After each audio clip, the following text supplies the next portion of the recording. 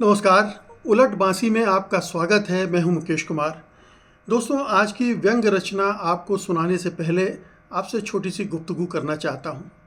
अव्वल तो ये कि व्यंग कई शैलियों में लिखा जाता है, कई तरह से लिखा जाता है। किसी भी लेखन में व्यंग पैदा करने के लिए बहुत सारी प्रविधियां, मेथोडोलॉजी की इसका इस्तेमाल किया जाता है। एक फॉर्मेट नहीं होता व्यंग का। अक्सर हम लोग कवि सम्मेलनों में देखते हैं एक तरह की शैली होती है और उसमें ज़्यादातर लतीफ़ेबाज़ी होती है, चुटकुले होते हैं, हंसने हंसाने का खेल होता है। लेकिन व्यंग एक बहुत ही गंभीर विधा है। इसे मंच में पढ़े जाने वाले व्यंगों के साथ तुलना इसकी नहीं की जानी चाहिए। वहाँ भी कुछ गंभीर लोग हैं जो व्यंग पढ़ते हैं, अच्छा पढ़ते हैं, लेकिन उसमें ज़्यादातर हल्की चीज़ें होती हैं।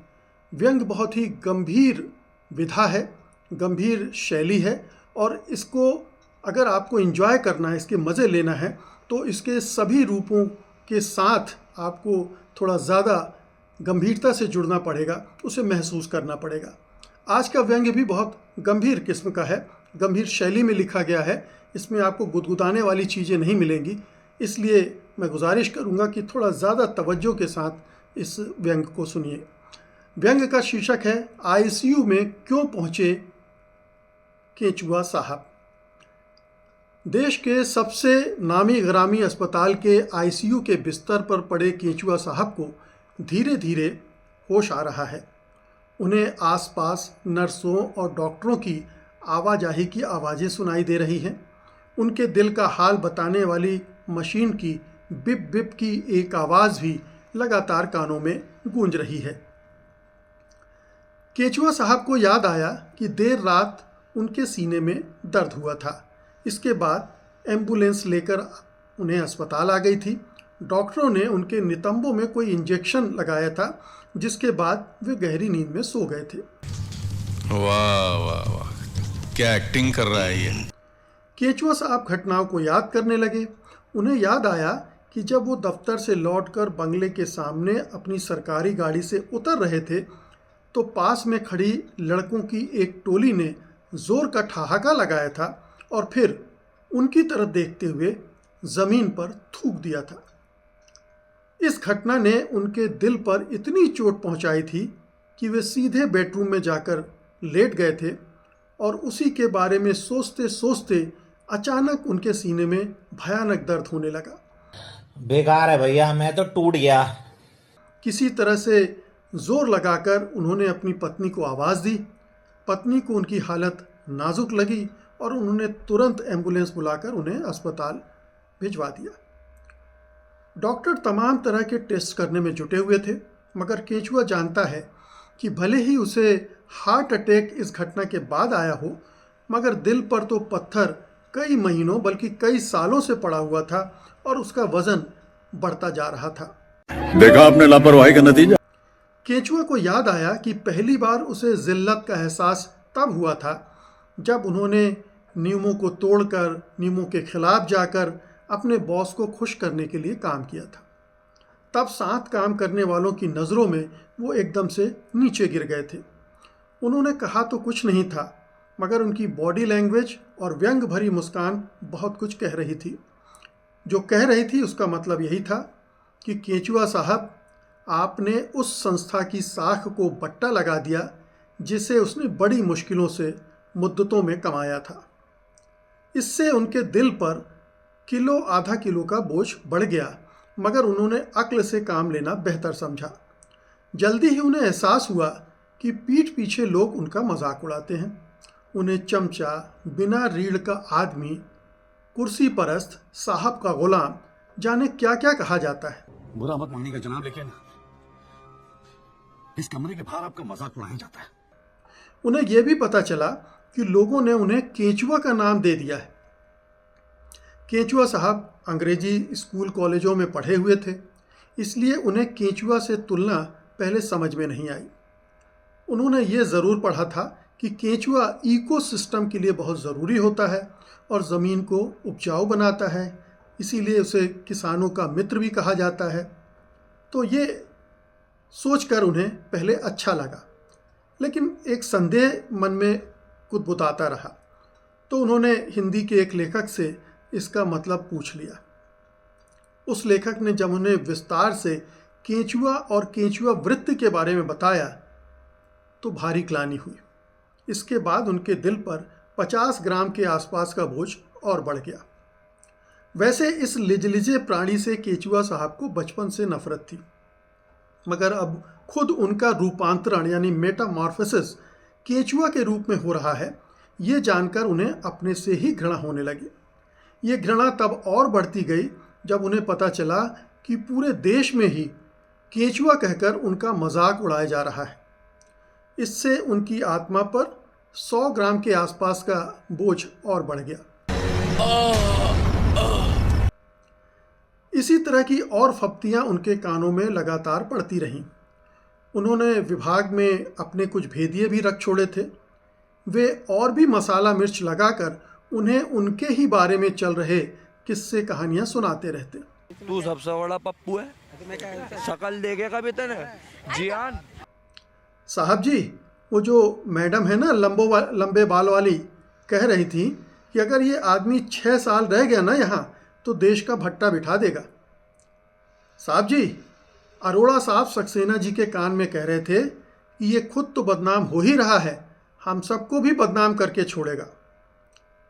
सर जी, वो सरदार जी को मैंने ये कहते सुना कि सरकार बदली तो इसे लात मार के निकाल दिया जाएगा। भेदियों के सामने तो वे हंसकर टाल देते थे, मगर उनकी आत्मा पर 150 ग्राम का बोझ और बढ़ जाता था। देखो, मैं रो नहीं रहा हूँ, मैं खुशी में मेरे आंसू निकल रहे हैं। इस बोझ से बचने के लिए वे अपने सहयोगियों से कन्नी काटने लगे। वे गाड़ी से उतरकर सीधे अपने दफ्तर में जाते और पूरा समय वहीं गुजारते। वे पूरी वफादारी से सारे फैसले बॉस को खुश करने के लिए लेते रहते। उन्हें इतने साल सर्विस करते हुए समझ में आ गया था कि बस बॉस को खुश रखना है, बाकी देश दुनिया जाए फाड़ में। मालिक, आगे का क्या सोचा है? वो पूरी तरह से यस मैन थे, हाँ जी करने वाले। उन्होंने खुद को एकाग्र कर लिया और बॉस को खुश करने के लिए उनके हिसाब से नीतियां बनाई, कार्यक्रम तय किए। बॉस के खिलाफ अगर कोई कुछ बोलता तो उसे डांट फटकार देते, कोई शिकायत आती तो रद्दी की टोकरी में डाल देते। उनके इस रवैये से उनकी शोहरत को 4 चांद लगने लगे। पूरे मीडिया में उनकी चर्चा होने लगी। अंतर्राष्ट्रीय जगत में भी वे चर्चा का विषय बन गए।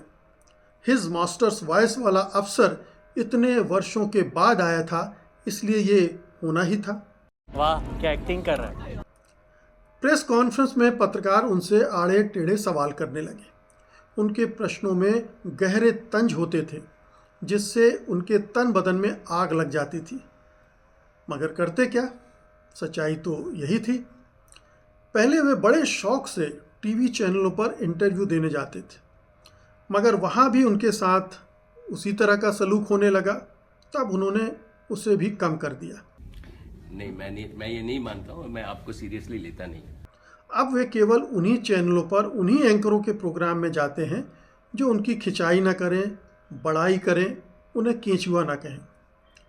लेकिन वे कहाँ बचते। उनका काम ही कुछ ऐसा था कि उन्हें सब तरह के लोगों से मिलना पड़ता था, जनता से, राजनीतिक दलों से और मीडिया, इन सब की निगाहें उन पर लगी ही रहती थी। वे उनसे बार बार सवाल पूछते थे, उन पर आक्षेप लगाते थे, उनकी ईमानदारी, नेक नीति पर शक करते थे। इस सब से उनका मन और भी आहत होता था और आत्मा पर पाव आधा किलो का बोझ और बढ़ जाता था। हमको परेशान किया गया। ठीक है, बोलो ना। बिस्तर पर पड़े पड़े वे 40 साल पहले उस दिन में पहुंच गए, उस क्षण में पहुंच गए जब सिविल सर्विसेज के नतीजे आए थे। वे टॉप 10 में थे और पूरे मीडिया में उनके चर्चे हो रहे थे। घर वाले तो खुशी से पागल ही हो रहे थे। पूरे खानदान में पहली बार किसी ने इतनी बड़ी सफलता अर्जित की थी, इसलिए जमकर खुशियां मनाई जा रही थी। जान पहचान के लोगों में मिठाइयाँ बांटी गईं, परिचितों, नाते, रिश्तेदारों को बुलाकर एक बड़ी पार्टी की गई और इस तरह वो उन सब के बीच एक रोल मॉडल बन गए। लेकिन एक आज का समय है। पिछले कुछ सालों से टीवी और सोशल मीडिया पर उनकी इतनी लानत मलामत हो रही है मानो वे देश के दुश्मन हों। उन्हें खलनायक की तरह प्रस्तुत किया जा रहा है। यहाँ तक कि मीडिया में भी उन्हें केचुआ कहा जाने लगा है। मुझे अपने घर जाना है। इस सब का उनके पारिवारिक और सामाजिक जीवन पर बहुत बुरा असर पड़ा। आलम यह हो गया कि उनके दोस्त ही उनसे मिलने से बचने लगे। नाते रिश्तेदार उन्हें अपना बताने से कतराते थे, क्योंकि उन्हें उनकी बुराइयां सुननी पड़ती थीं या फिर साथ मिलकर मजाक उड़ाना पड़ता था। और तो और वे अपने ही घर में अछूत होते चले गए। बेटी प्रिया ने उनसे बात करनी बंद कर दी थी। उसने एक बार दबी ज़बान में कहा था कि उसके कॉलेज में लोग पापा के बारे में अनाप शनाप बातें करते रहते हैं और उसे केचुआ पुत्री कहते हैं। बेटे राहुल का भी यही हाल था। उसने उनके साथ उठना बैठना खाना पीना सब बंद कर दिया था। ये सब क्या हो गया आदि? कैसे हो गया? उसकी भी शिकायत यह थी कि उसको केचुआ पुत्र कहकर ताने दिए जाते हैं। पत्नी ने यह तो नहीं कहा कि उन्हें मिसेज केचुआ कहा जाता है, मगर उन्होंने बोलचाल कम कर दी थी।